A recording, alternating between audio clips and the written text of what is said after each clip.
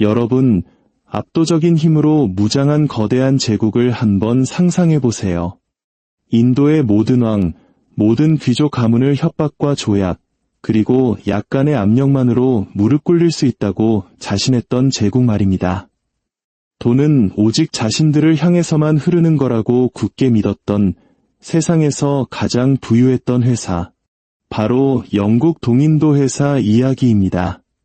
그리고 저는 지금 그들이 틀렸다는 걸 깨달았던 바로 그 순간을 상상하고 있습니다.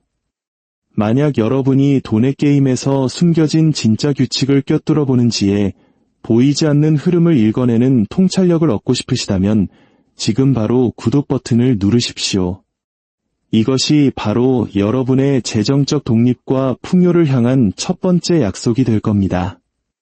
1800년대 초 인도 중부의 심장부 관리오르 왕국의 깊숙한 궁전 복도에서 영국 동인도 회사는 역사상 처음으로 절대 움직일 수 없는 상대를 만납니다. 그건 왕도, 장군도, 막강한 군대도 아니었습니다. 바로 한 명의 여성이었죠. 왕국 전체의 예산을 댈 수 있을 만큼 막대한 부를 가진 여성. 동인도 회사의 정보망에 필적하는 자신만의 인텔리전스 네트워크를 보유한 여성. 그리고 무엇보다 돈으로 인도를 지배한다고 자부했던 영국 남자들보다 금융의 본질을 훨씬 더 잘 이해했던 여성이었습니다.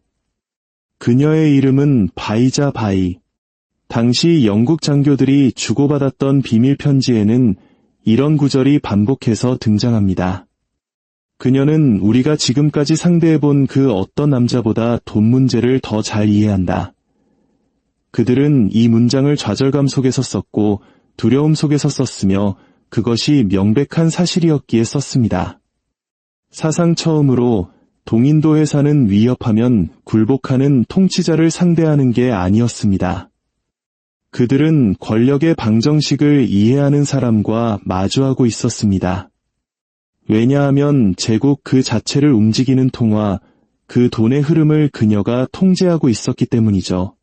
그리고 지금부터 그녀가 어떻게 대영 제국을 자신에게 복종시켰는지 그 잊혀진 역사를 이야기해 드리겠습니다. 바이자 바이는 결코 약한 환경에서 태어나지 않았습니다. 관리오르의 통치자 다울라트라오 신디아와 결혼하면서 그녀는 인도에서 가장 부유한 왕국 중 하나의 중심에 서게 됐죠. 하지만 그녀의 권력은 단순히 결혼으로 얻은 것이 아니었습니다. 남편이 사망했을 때 바이자 바이는 이미 굳고 대출 네트워크, 상인 동맹, 세금 흐름, 그리고 중부 인도에서 영국이 의존하던 모든 금융 생명주를 완벽하게 장악하고 있었습니다. 그녀가 섭정의 자리에 올랐을 때 동인도 회사는 그녀를 관리하기 쉬운 상대라고 얕봤습니다. 당연하죠. 그들은 수많은 왕자들을 협박했고 토우들을 괴롭혔으며 왕국 전체를 구석으로 몰아 굴복시켜 왔으니까요. 하지만 그들은 결정적인 오판을 했습니다. 바이자 바이는 칼로 싸우는 사람이 아니었기 때문입니다. 그녀는 회계 장부로 싸웠습니다. 그리고 19세기 인도에서 신용을 통제하는 자가 곧 전쟁터를 지배하는 자였습니다. 영국 기록에 거의 재앙으로 기록된 그날이 왔습니다. 동인도 회사는 수십만 루피에 달하는 거액의 대출이 급하게 필요했습니다. 무역 자금이 아니었습니다.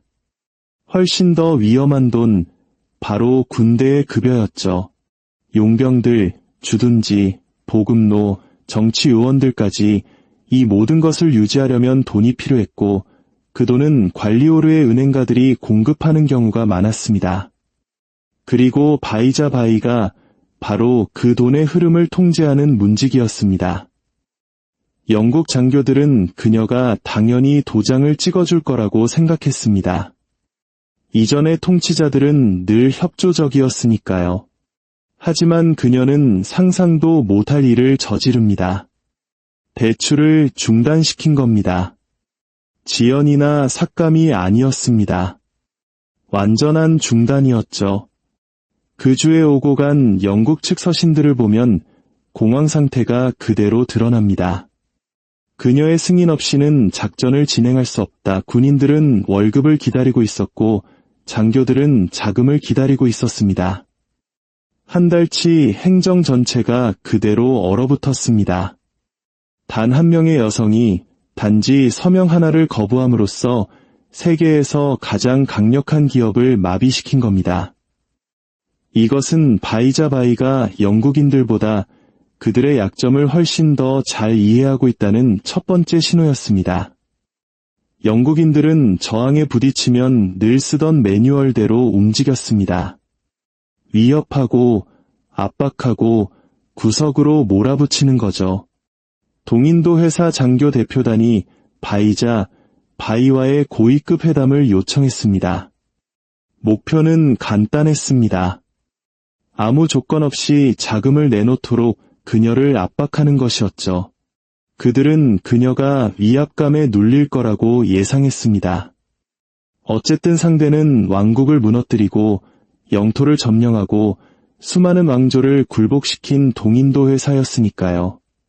그녀는 침착하고 기품 있으며 베일을 썼지만 그 누구도 부정할 수 없는 통제력을 뿜어내며 회의장에 나타났습니다. 장교들은 의뢰하던 방식대로 엄중한 경고, 은근한 협박, 조약상의 의무 같은 이야기들을 늘어놓기 시작했습니다.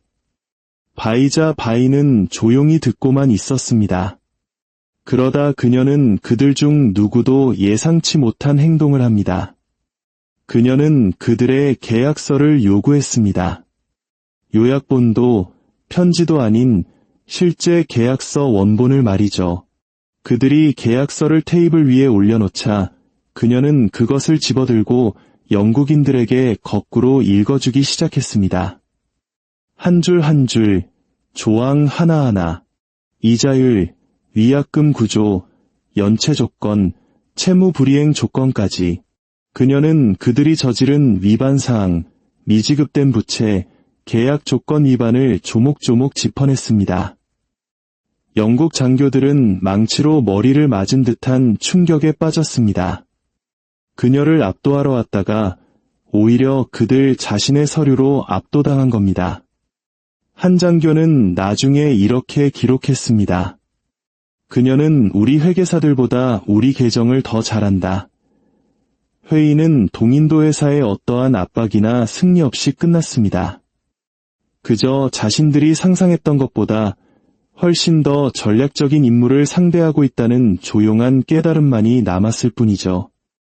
영국은 그들의 위대한 역사서에 이런 굴욕을 절대 인정하지 않았습니다.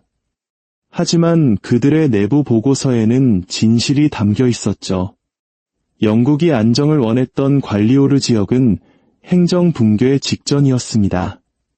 세수가 막혔고 보급 마차 행렬은 멈춰섰으며 정치 요원들은 활동할 수 없었습니다. 군인들은 월급을 받지 못했고 갈등은 들끓었습니다. 이 모든 것을 안정시킬 수 있는 단 한 사람은 바이였습니다. 무력도 외교도 아닌 오직 금융을 통해서 말이죠. 그녀의 조건이 받아들여지자 그녀는 자금을 내주었습니다. 하지만 이건 호의가 아니라 철저한 전략적 계산이었습니다. 영국 장교들은 나중에 이렇게 썼습니다. 그녀의 대출이 우리 통치의 붕괴를 막았다. 그들은 공개적으로 그녀가 자신들을 구했다고 말하진 않았지만 그들 자신의 기록이 그것을 증명합니다. 바이의 돈이 그 지역과 영국의 지배력을 함께 지탱하고 있었던 겁니다. 한번 상상해 보세요. 인도를 문명화시킨다고 주장했던 제국이 그 제국의 시스템을 계속 돌리기 위해 한 인도 여성에게 의존해야 했다는 사실으로. 하지만 동인도 회사는 누군가에게 의존하는 상황을 결코 편하게 여기지 않았습니다. 그래서 그들은 마쿠에서 음모를 꾸미기 시작했습니다. 그녀를 폐위시키고 권력을 빼앗고 영향력을 제거한 뒤 더 다루기 쉬운 인물로 교체하려는 계획이었죠. 하지만 바이는 그들이 모르는 무언가를 가지고 있었습니다. 그녀는 돈만 가진 게 아니었습니다. 그녀는 증거를 가지고 있었습니다. 그녀는 단 한 번 아주 전략적으로 넌지시 흘렸습니다. 만약 내 서류들이 대중에게 공개된다면 런던에서 질문들이 쏟아질 겁니다. 그 서류들에는 정치적 뇌물, 동인도 회사 요원들에게 지급된 비밀 자금, 불법적인 세금 거래, 뒷거래 수익 배분 등 회사법을 위반하는 거래 기록들이 담겨 있었습니다. 만약 이 문서들이 런던에 도착한다면 왕족이 아니라 영국 관리들의 목이 날아갈 판이었습니다. 바로 그 순간 동인도 회사는 위험을 직감했습니다. 그녀는 군대로 위협하는 게 아니었습니다. 정보로 위협하고 있었습니다. 그리고 영국인들에게 정보는 대포알보다 더 치명적인 무기였습니다. 그녀를 폐위시키려던 계획은 즉시 증발해버렸습니다. 그들은 조용히 그리고 정중하게 물러났습니다. 왜냐하면 바이자 바이는 단순한 금융가가 아니었기 때문입니다. 그녀는 숫자로 지어진 요새 그 자체였습니다. 대영 제국이 다른 무엇보다 자부했던 기술은 바로 정보였습니다. 그들의 제국은 총과 배뿐만 아니라 스파이, 정보원, 서기, 상인, 그리고 인도를 가로지르는 비밀 편지들로 운영되었습니다. 하지만 관리오르에서 그들은 자신들의 것보다 더 오래되고 더 깊고 더 날카로운 정보 네트워크를 발견했습니다. 바이자 바이는 수십 년에 걸쳐 마르와리 상인, 대상 무역단의 리더, 무역으로 경비대, 비단과 아편 상인, 순례길 안내인, 국경지대의 족장, 시장의 회계사, 심지어 번왕국 사이를 오가는 행상인들과 동맹을 맺어왔습니다. 이 사람들 대부분은 단 한 가지, 바로 신용에 충성을 바쳤습니다. 그리고 그 신용을 그녀가 통제했습니다. 19세기 인도의 기묘한 경제 속에서 신용은 그 어떤 왕관보다 강력했습니다. 영국 보고서에는 이런 불평이 가득했습니다. 그녀는 우리보다 먼저 정보를 입수한다. 군대가 움직이기 시작하면 그녀는 알았습니다. 세무관이 부정을 저지르면 그녀는 알았습니다. 동인도 회사 스파이가 관리오르에 들어오면 그녀는 몇 시간 안에 알았습니다. 그녀의 정보원들은 단순한 소식통이 아니었습니다. 그들은 시장, 사원, 요새, 심지어 영국군 주둔지를 조용히 통과하는 그림자들이었습니다. 동인도 회사는 등골이 오싹해지는 사실을 깨달았습니다.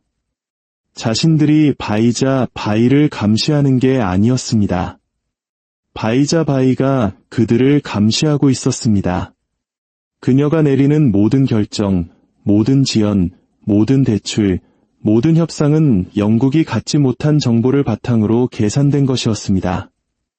이것이 바로 동인도 회사가 입 밖으로 내진 않았지만 두 번째로 고개를 숙인 지점이었습니다.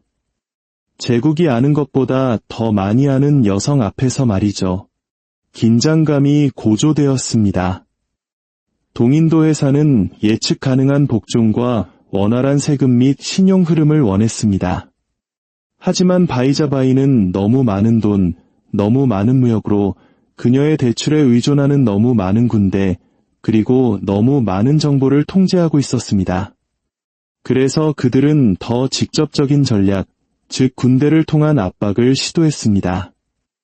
관리오르 국경지대에서 동인도 회사 소속의 한 연대가 그녀의 관리들과 협력하기를 거부했습니다. 공개적인 반항이 그녀의 권위를 무너뜨릴 거라고 믿었던 거죠. 그들이 이해하지 못했던 것은 간단했습니다. 그들에게 월급을 주는 건 동인도 회사가 아니라 바로 그녀였다는 사실을요. 이들 용병, 보조군, 국경수비대 대부분은 월급, 장비, 식량을 바이자 바이의 자금에 의존하고 있었습니다. 그녀는 이 사건에 대해 몇 시간도 아닌 단 몇 분 만에 보고를 받았습니다. 위협이나 사절단을 보내는 대신 그녀는 군인들이 더 가치 있게 여기는 것, 즉 돈을 보냈습니다. 그녀의 대리인들은 동인도 회사 장교들이 현장에 도착하기도 전에 군인들에게 직접 제때에 전액을 동전으로 지급했습니다. 1시간도 채 안 되어 그녀의 명령을 거부했던 연대는 그녀의 깃발을 향해 경례를 하고 있었습니다. 한 영국 장교는 나중에 믿을 수 없다는 듯 이렇게 썼습니다. 충성심은 돈지갑을 쥔 자를 따른다. 영국인들은 처음으로 깨달았습니다. 바이자 바이는 부를 지휘하는 것이 아니라 충성심 그 자체를 지휘한다는 것을요. 그리고 충성심을 가진 통치자는 그 어떤 요새보다 더 위험했습니다. 이제 동인도 회사는 거의 모든 수단을 다 써봤습니다. 압박, 위협, 협상, 비밀 음모, 군사적 간섭, 아무것도 통하지 않았습니다. 바이자 바이는 다른 차원의 전장에서 싸우고 있었기 때문입니다. 그들이 조약, 군대, 정치 요원에 집중할 때 그녀는 부채사슬, 정보 흐름, 대중의 충성심, 상인 동맹, 전략적 보류와 전술적 관용에 집중했습니다. 그녀는 영국과 정면으로 싸우지 않았습니다. 그녀는 동인도 회사가 인도를 통치하는 데 사용했던 바로 그 인프라 자체를 약화시켰습니다. 마라타, 마이소르, 벵골을 격파했던 제국이 한 명의 여성 앞에서 비틀거렸습니다. 1820년대 한 영국 장교의 사적인 서신에서 거의 인용되지 않지만 폭발적인 한 줄이 발견됩니다. 우리는 사람과 협상하는 것이 아니다. 여왕도, 섭정도, 영향력 있는 여인도 아니다. 우리는 권력 그 자체와 협상하고 있다. 이것은 그들이 공개적으로는 절대 인정하지 않았던 고백이자 사석에서 속삭였던 진실이었습니다. 바이자 바이는 그들이 폐위시킬 수 있는 통치자처럼 행동하지 않았습니다. 그녀는 그들이 해체할 수 없는 금융 시스템처럼 행동했습니다. 그리고 시스템은 무력으로 무너지지 않습니다. 오직 그 기반이 무너질 때만 무너지는 법이죠. 하지만 그녀의 기반은 결코 무너지지 않았습니다. 동인도 회사는 법정이 자신들의 영역이라고 믿었습니다. 법을 만들고 판사를 통제하고 조약을 좌지우지했으니까요. 하지만 바이자 바이는 그들이 모르는 것을 이해하고 있었습니다. 영국 법정 역시 영국을 향한 칼이 될 수 있다는 사실을요.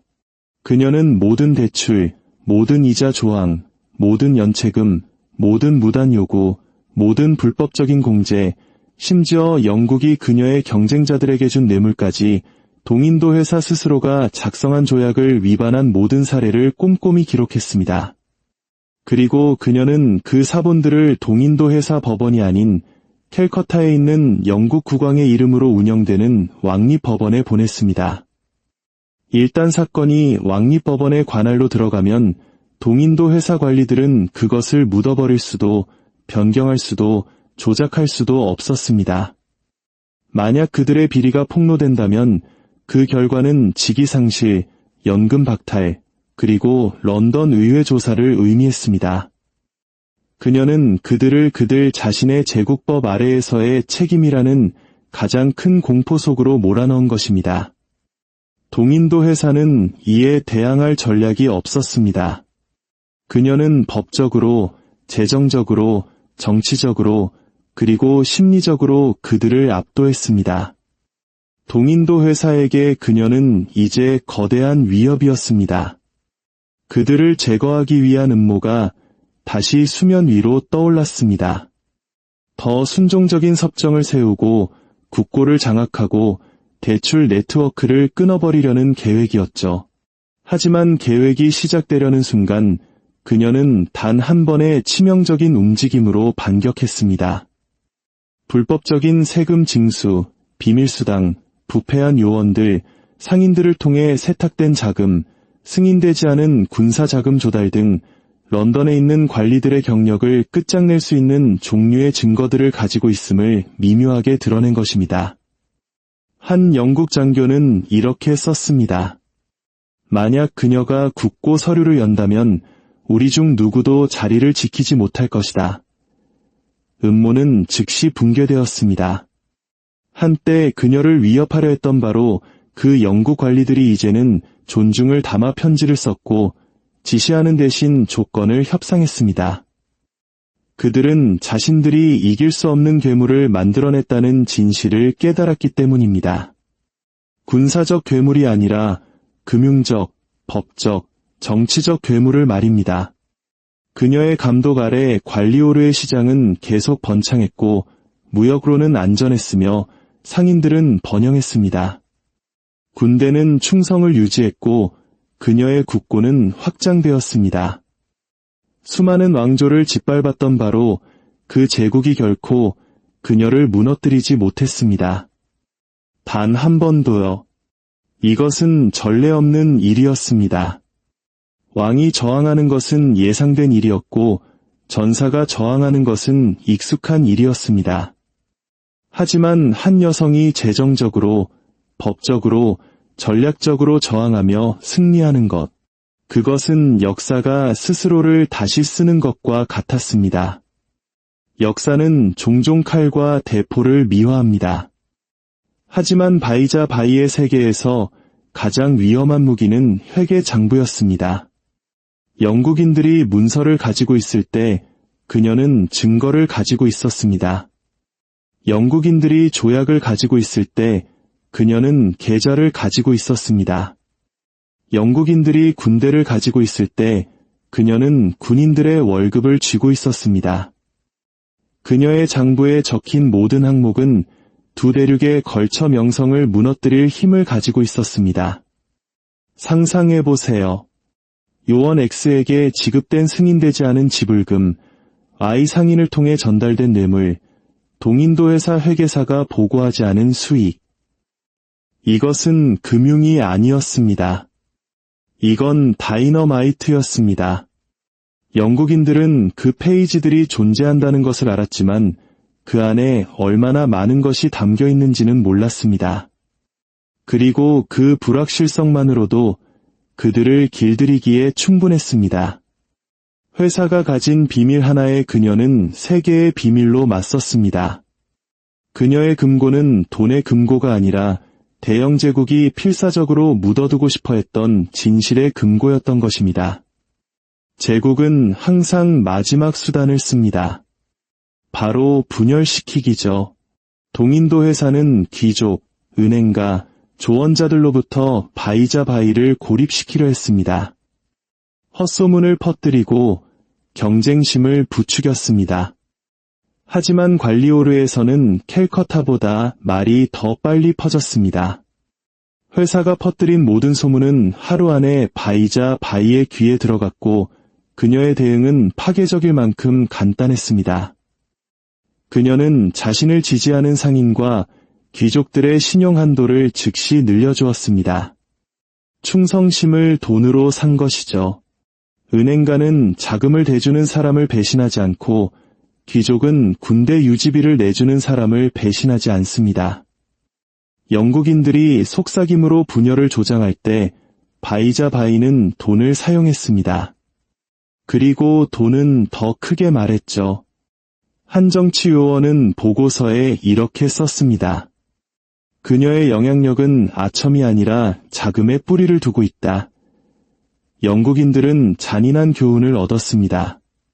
사람들은 분열시킬 수 있어도 그들을 먹여 살리는 금융 생태계는 분열시킬 수 없다는 것을요.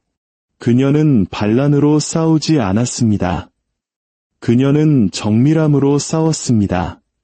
때로는 지부를 며칠 지연시키고 때로는 과거의 빚을 청산하라고 요구했으며 때로는 감사를 주장했습니다. 그녀의 모든 결정은 동인도 회사의 기계를 몇 시간, 며칠, 때로는 몇 주씩 느리게 만들었습니다. 한 장교는 기록했습니다. 그녀는 칼이 아니라 바늘로 우리의 피를 말린다. 이것은 금융 게릴라전이었습니다. 동인도 회사는 전투를 위해 만들어졌지 회계 전쟁을 위해 만들어지지 않았습니다. 그들은 군대는 쳐부술 수 있었지만 산수는 쳐부술 수 없었습니다. 변화는 하룻밤 사이에 일어나지 않았습니다. 마치 시냇물에 바위가 닳듯 천천히 일어났습니다. 처음에는 공식 서한의 어조가 부드러워졌고 다음에는 회의를 요구하는 대신 요청하기 시작했습니다. 그리고 마침내 상상할 수 없는 일이 일어났습니다. 영국인들은 그녀의 명령이 아닌 선호에 따라 행정 결정을 조정하기 시작했습니다. 이것이 역사가들이 간과하지만 영국 기록이 드러내는 순간입니다. 동인도에 사는 그녀가 필요했기 때문에 그녀에게 복종했습니다. 그녀의 군대나 정치력이 아니라 그녀의 자금 조달 능력 때문에요. 그녀는 제국의 은행가, 그 누구도 조건을 지시할 수 없는 대금업자가 된 것입니다. 이제 동인도 회사가 중부인도에서 군대를 이동시킬 계획을 세울 때 그들은 먼저 그녀에게 확인했습니다. 새로운 세금 협정을 초안할 때 그들은 그녀의 동의를 구했습니다. 인도 족장들 사이에 분쟁이 발생했을 때 그들은 조용히 그녀에게 어느 쪽이 지역을 안정시킬 것 같은지 물었습니다. 이것은 영향력 이상이었습니다. 이것은 돈을 통한 통치, 조용한 지배였습니다. 다시 한번 그 영국 장교의 고백이 떠오릅니다. 우리는 사람과 협상하는 것이 아니다. 우리는 권력 그 자체와 협상하고 있다. 이 문장은 영국인들이 쓴 가장 솔직한 자백서였습니다. 그녀를 통제할 수도, 예측할 수도, 약화시킬 수도, 대체할 수도, 매수할 수도, 겁줄 수도 없다는 고백 말입니다. 그녀의 힘은 왕좌가 아니라 그녀가 통달한 시스템, 즉 돈, 계약, 정보, 충성심에 기반을 두고 있었기 때문입니다. 바이자 바이가 한 모든 움직임은 그녀 자신을 보호하기 위함이 아니었습니다. 그녀는 신디아 왕조, 관리오르의 국고, 그리고 자신에게 의존하는 모든 이들을 보호하고 있었습니다. 무엇보다 그녀는 굴복이 아닌 협상할 권리를 지키고 있었습니다. 바이자 바이는 고개를 숙이지 않았습니다. 그녀는 협상했습니다. 그리고 그렇게 함으로써 그녀는 동인도 회사가 그들 자신에게 익숙하지 않은 것, 즉 경계 안에서 움직이도록 강요했습니다. 그녀는 반영국이 아니었습니다. 그녀는 반지배였습니다. 그래서 그녀의 전략은 회사에게 더욱 무서웠습니다. 반란으로 고발할 수도, 반역죄로 기소할 수도, 군사행동을 정당화할 수도 없었기 때문입니다. 한 좌절한 영국 요원은 이렇게 썼습니다. 그녀는 우리가 쓴 규칙을 존중함으로써 우리를 패배시킨다. 이것은 저항이 아니었습니다. 이것은 경지에 오른 것이었습니다. 결국 그들은 그녀를 영원히 제거할 계획을 세웁니다. 하지만 바이자 바이는 군대를 보내는 대신 영국 땅에 있는 영국 법원에 법적 소송을 제기했습니다. 그녀의 소장에는 동인도 회사가 빌린 모든 대출, 연체된 모든 이자, 그들이 위반한 모든 계약 조항이 포함되어 있었습니다. 이것은 소송이 아니었습니다. 이것은 합법의 탈을 쓴 협박이었습니다. 영국 관리들은 비상회의에 모였습니다. 한 사람이 말했습니다. 이 서류들이 런던에 도착하면 의회는 조사를 시작할 것이다. 그들은 얼어붙었습니다. 그 서류들에는 뇌물, 뒷돈, 정치적 특혜, 조약 위반, 불법적인 토지 몰수 등 제국의 도덕적 우월성이라는 환상을 산산조각낼 증거들이 가득했기 때문입니다. 그녀는 대영 제국을 회계장부와 계약서만으로 인질로 잡은 것입니다. 그리고 조용한 회의가 열렸습니다. 패배에 지친 영국 관리들만 가득한 방이었습니다. 회의록에는 이렇게 적혀 있습니다. 우리는 그녀의 조건을 수락한다. 아무런 설명도 협상도 없는 그저 패배 선언이었습니다. 모든 갈등과 배신 끝에 바이자 바이는 더 부유해지고 더 존경받으며 재정적으로 건드릴 수 없는 존재가 되어 걸어나갔습니다. 그녀를 제거하려던 영국인들은 실패했고 그녀는 자신이 쌓아올린 막대한 부와 함께 은퇴했습니다. 그리고 그녀는 자신을 억누르려 했던 바로 그 영국 시스템이 결국 반란과 행정 실패, 경제적 부채의 무게에 짓눌려 무너지는 것을 지켜볼 만큼 오래 살았습니다. 바이자 바이의 이야기는 교과서에 나오지 않습니다. 왜일까요? 그녀의 승리는 군사적 승리가 아니었기 때문입니다. 그녀의 승리는 금융적 승리였고 금융적 승리는 제국을 당혹스럽게 만듭니다. 제국이 세상에 기억되고 싶어 했던 위대한 서사에 어울리지 않았기 때문에 그녀의 이야기는 조용히 옆으로 밀려났습니다. 하지만 기록 보관소는 진실을 간직하고 있었습니다. 대영 제국의 역사에서 영국을 복종시킨 사람은 손에 꼽을 정도입니다. 왕들도, 여왕들도, 전사들도 실패했습니다. 하지만 관리오르의 한 여성, 은행가이자 전략가였던 그녀는 돈, 정보, 그리고 용기만으로 비범한 일을 해냈습니다.